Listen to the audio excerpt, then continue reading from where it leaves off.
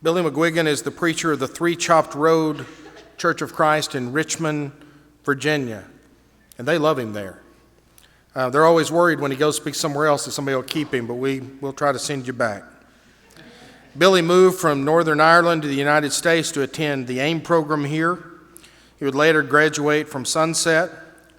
While he was here, he received a special blessing. He met his wife, Melissa, while they were here at the school. Now they live there and minister together, and they have 3 amazing children. And they are great parents to that family. Billy is a very spiritual man. He's a great preacher. But maybe what's most obvious in him when he preaches or when you deal with him is he's a deeply emotional, passionate, caring person for God and for the Word of God. Not just for the people around him, and he is, but he's passionate and emotional about God, and I appreciate that so much. Billy will be presenting a lesson to us entitled, Reminding Our Generation of God's Great Power to Defend His People, from the book of Exodus chapter 14. Brother Billy, come preach the Word.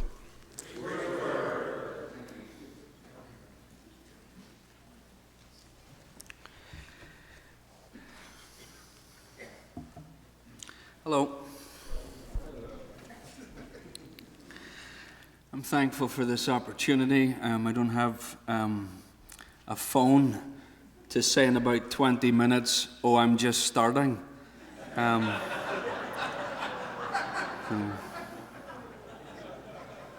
only I had a smartphone. I don't know where he's sitting. He's somewhere, though.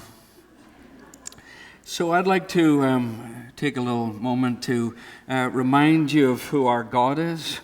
And this lesson is not a reminder of how powerful God is, though we need to be reminded of that, and I think we know that. This lesson is to be a reminder to tell us that God can be trusted because He's faithful. Listen to this. When Pharaoh drew near, the people of Israel lifted up their eyes, and behold, the Egyptians were marching after them.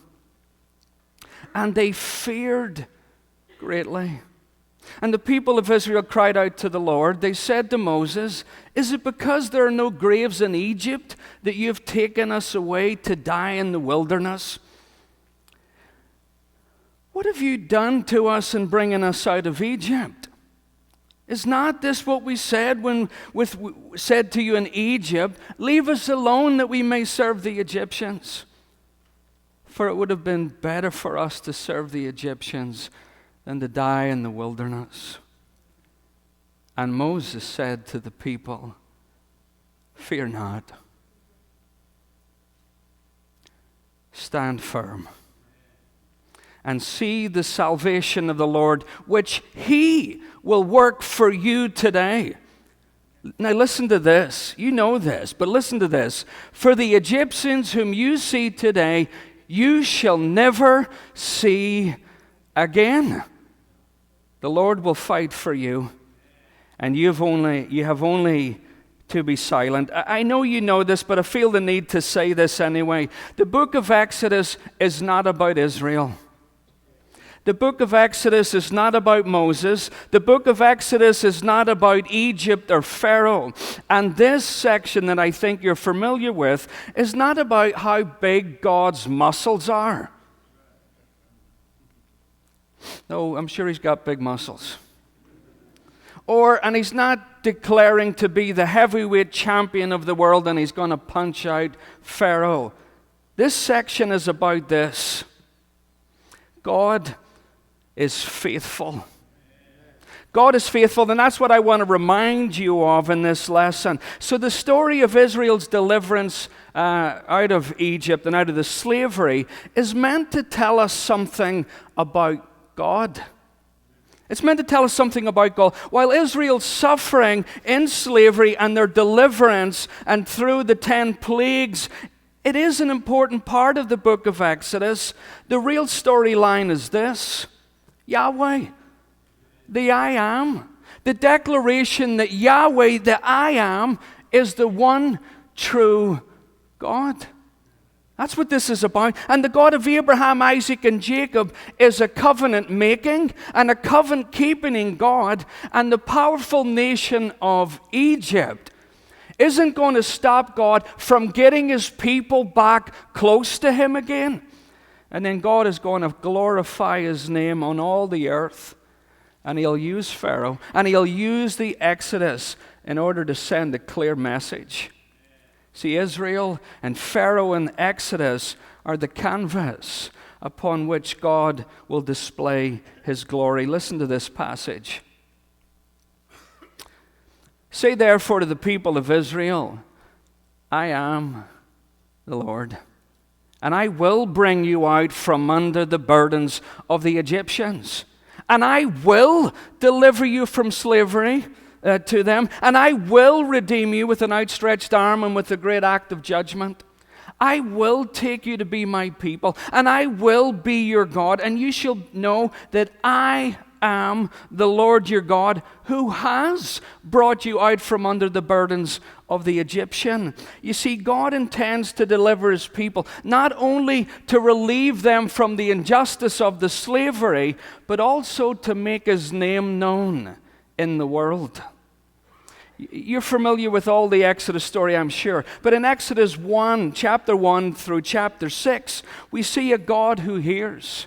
And then in chapter 7 through chapter 12, we see a God who delivers. And then we read and we see and we know that God is revealing his plan to deliver his people.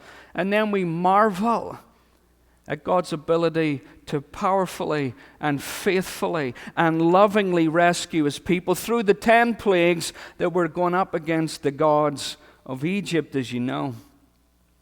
And so then in Exodus 13 through 18, it shows us the way God is able to deliver his people and provide for their needs. You remember when they left Egypt, they were leaving in a bit of a hurry, weren't they? And they grabbed what they could, and they took whatever they could from the Egyptians, but they didn't have enough food in the wilderness to survive out there, and so they get to eat cardboard manna, is what I heard Jeff say earlier on. That's the Hebrew, isn't it, Jeff? Cardboard manna.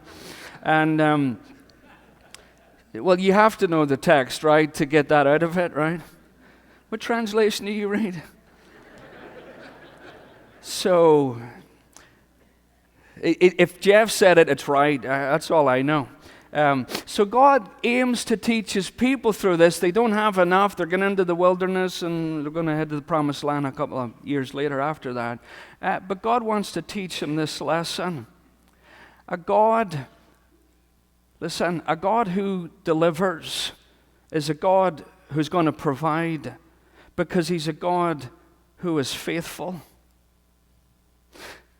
A God who delivers and rescues them is a God who will provide to them, because he is a God who is faithful. See, the people belong to God, they're his. You see, the consecration of the firstborn, the feast of the unleavened bread, and especially the presence of the cloud, the pillar of the cloud by day and the fire by night, is to demonstrate that Israel, they're God's. They belong to God. They're his precious possession. Listen, God didn't deliver them in order to abandon them.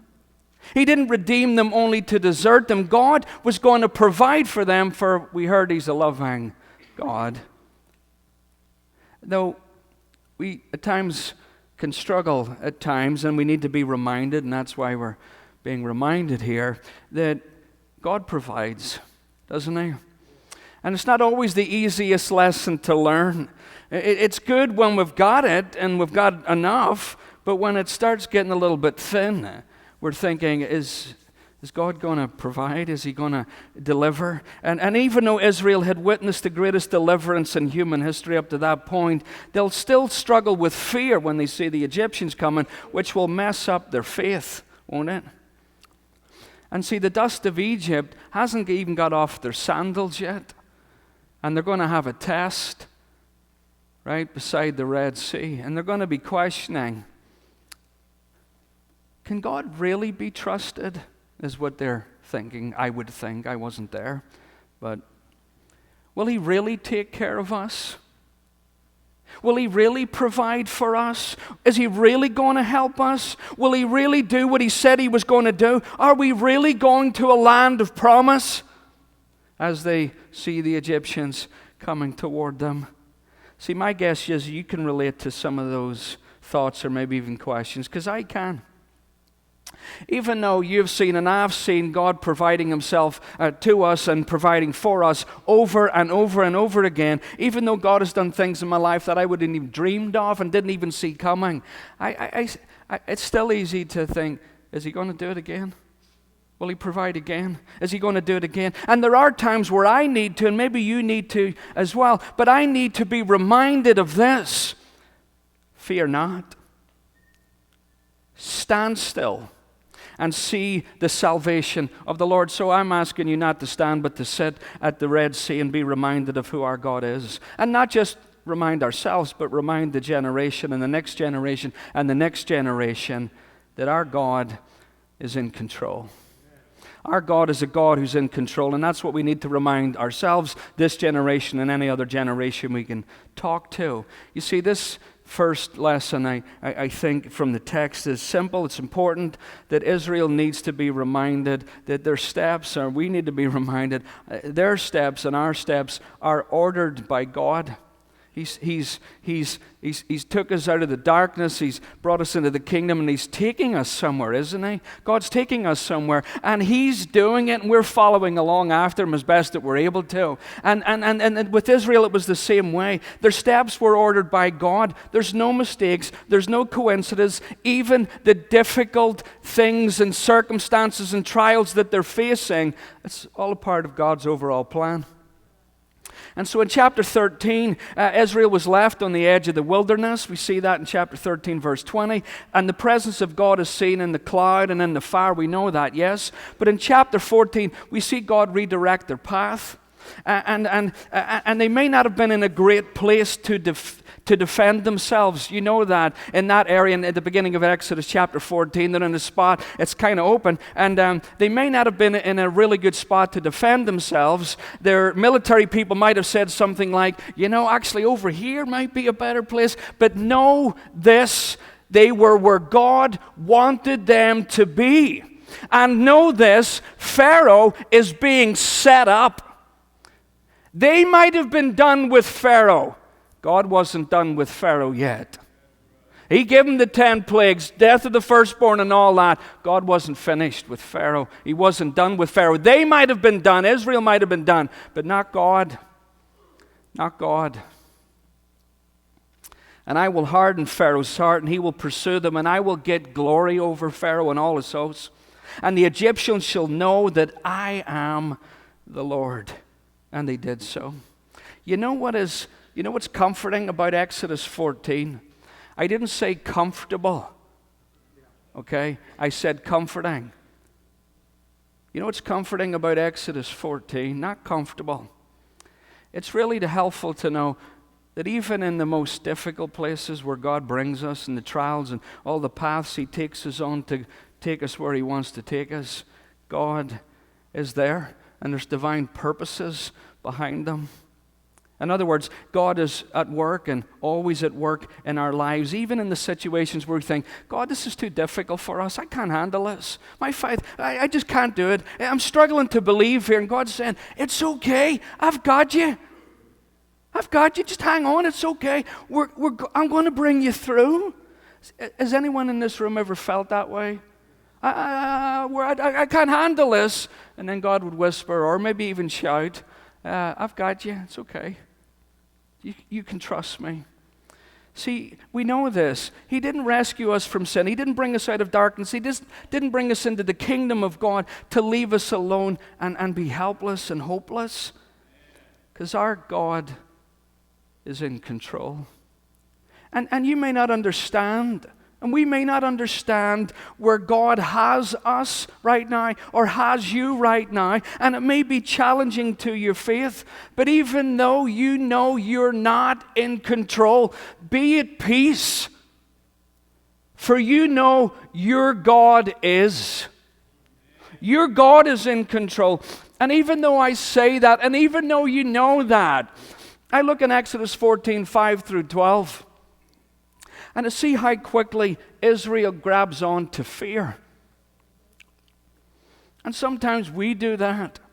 I'm not beating us up. I'm just saying sometimes when things, we're not in control and it's dark around here and I don't know where the way out, and we think, has he got it? Has he still got us? Are we still in his hands? Is he taking us somewhere?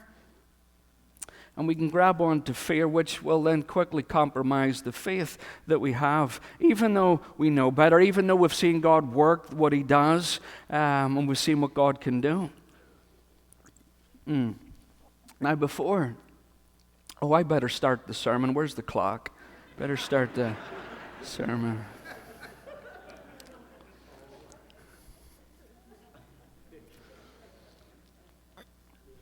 He didn't even hear me say that.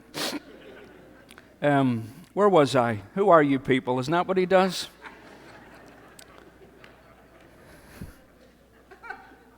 It just fell out. If we were going to defend Israel, their situation isn't good. Look, Pharaoh said, "Go," and they did. And Pharaoh said, "Get out of here! Go on, leave," and they did. And Israel thought, "I'm glad to see the back of him. You know, goodbye Egypt, hello Promised Land, right? No more making bricks." No more getting whipped. No more working in the blistering heat. No more boss man telling me to hurry up and get moving. They were done with Egypt. But God wasn't done with Pharaoh. And then we know that Pharaoh regretted letting them go, didn't he? After he sort of came to his senses. And he got his army, and it says something like this. So he made ready his chariot and took his army with him, and he took 600 chosen chariots and all the other chariots of Egypt with officers in all of them. If I said the word chariot to you, I don't think that would scare you. Nobody went, "Oh, a chariot, that scares me," right? I didn't see anybody, moving when I said the word chariot, right? Nobody did. Nobody. Chariot. No. But if you would have been back then and there, seeing 600 chosen chariots as best guys, and then all the other chariots of Egypt hurtling towards you, if we were all back there and I said, "Chariot," you could understand why they were afraid. Couldn't you? They thought that they were done with Pharaoh. They thought he was a man of his word, and here he comes to bring us back to Egypt, and all the memories are flooding back. No wonder they were saying what they were saying. But in verse 8, it reminds us that God's working behind the scene. He hardens Pharaoh's heart again. And see, Pharaoh's pursuit and the hard heart, what was a symptom, of his hard heart? The cheap labor's gone. The economy's ruined because the Israelites are out of here. Who's going to make the bricks now? What in the cat's hair have we done? We better go and get these people. That's Hebrew too, isn't it, Jeff? Cat's hair. All that was setting it up to the next piece of the story where I'm supposed to be, and I'll finish at the appointed time. But before I get to that, I need to remind you of this. God is faithful. No matter what you see, Israel, as they see them coming towards them, God is faithful. Church, no matter what you see, God is faithful.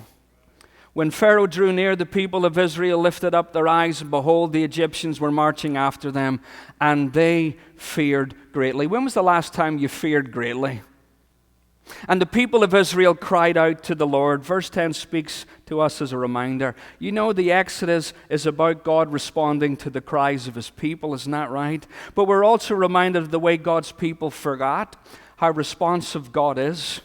You see, it's easy to forget God's faithfulness when the powers of this world are bearing down on us. It's easy to forget God's faithfulness when we're stumbling around in the dark. It's easy to forget God's faithfulness when we can't see the way out. But our God is faithful, and he'll always be faithful. And even though we've watched Israel watch God stick it to Egypt, and stick it to the Pharaoh with the 10 plagues. Even though Israel walked right out of Egypt with arms full of all the goodies, fear of their past when they saw the Egyptians coming, it clouded their heart. You see, what they saw with their eyes caused their hearts to fear. Sure, it wasn't that long ago when we saw God do mighty acts, and here we are fearful of world powers. And even though God was working behind the scenes, even though God had proven himself to be faithful and trustworthy, and even though he had fulfilled every single promise to them, what they saw was powerful enough to trump all of that. Is it because there were no graves in Egypt that you brought us out here to die? What have you done to us?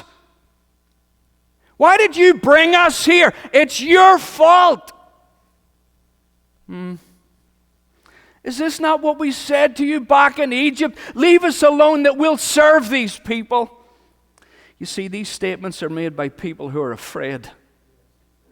The people were afraid. You brought us out here to die.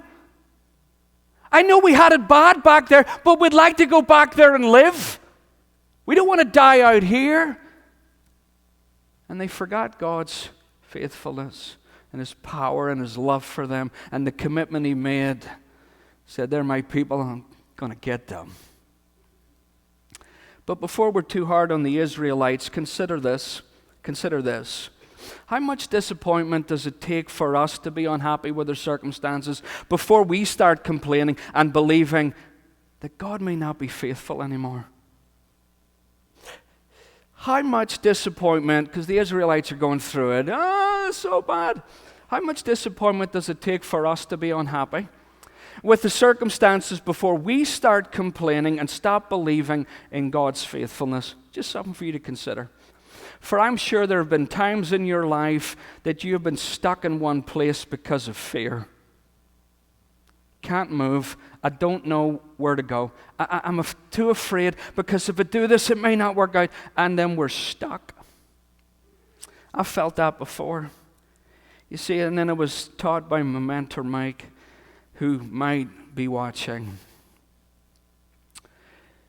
I need to rise above my feelings. I need to rise above what I feel. But just because I feel it doesn't mean it's true. And God has brought me to this place before, and God took me out of that place before, and he keeps moving me forward, and he does the same with you. See, in moments in this where I feel that I might be afraid and I might feel stuck, I do this. I remember what God has done. And I begin with remembering the gospel, the good news that God has delivered me. That's where I start. God delivered me. That's the good news message. I remember the stories of where I was stuck, where God got me and said, come on, Billy, it's time to move on. You've stayed there long enough. On you go, son. And how God took me, worked me through it. I do this, and I would encourage you to do it. God is faithful. You looking at your clock because I'm nearly done? Okay. Thank you. And Moses said to the people, fear not, stand firm, and see the salvation of the Lord, which he will work for you today. For the Egyptians whom you see today, you shall never see again. The Lord will fight for you, and you've only to be silent. Israel is looking at the armies of Egypt, and they're a serious threat to their safety. But Moses hits at the fact that, watch God. Hey, watch this. Israel, stand still, would you? And watch God work. Yeah, but stand still. God's going to fight for you. God's going to rescue you. He didn't bring you out just from there to bring you here to die. God's given them a gift. He's going to let them be witnesses to the final defeat and humiliation of the Egyptian army. I love verse 14. The Lord will fight for you, and you've only to be silent. What a statement. What a lesson to learn. You see, the storyline of Exodus and the entire message of the Bible is that God is the one who delivers his people.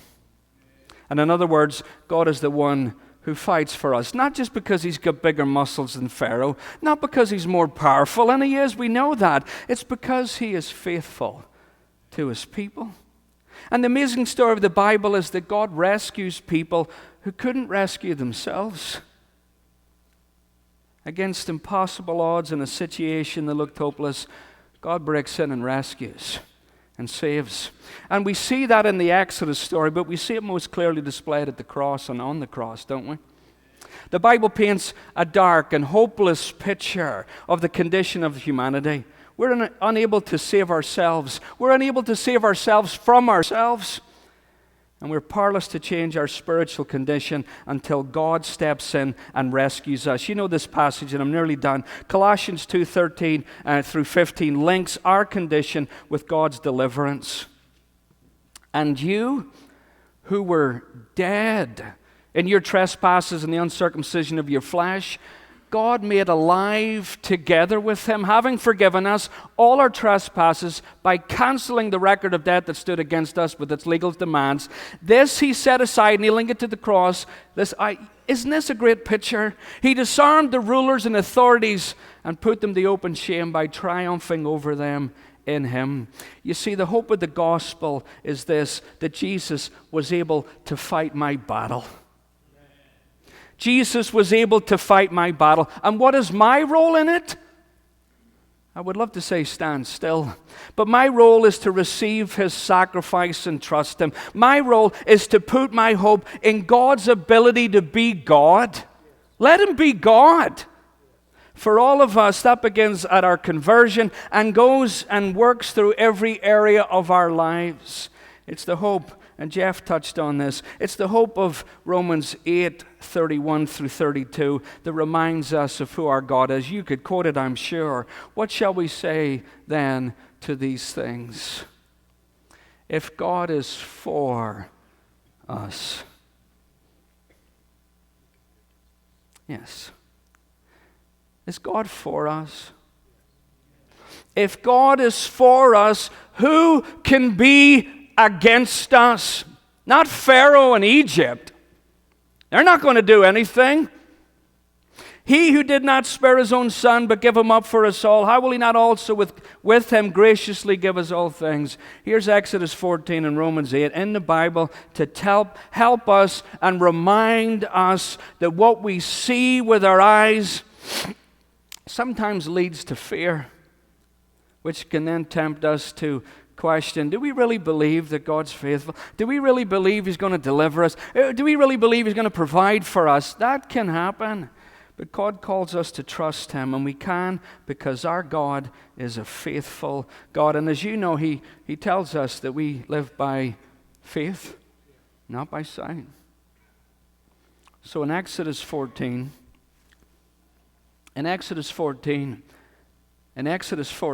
God is going to glorify himself through the destruction of the Egyptian army.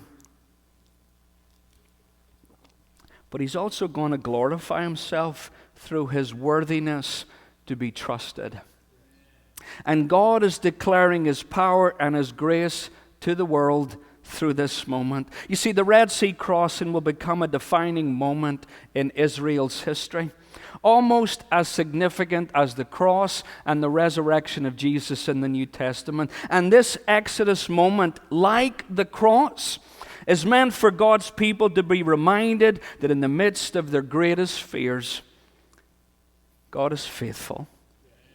And the God who is faithful delivers. And the God who delivers is the God who provides because he loves us and he has the power to rescue us. So, remind this generation and the next generation, don't fear.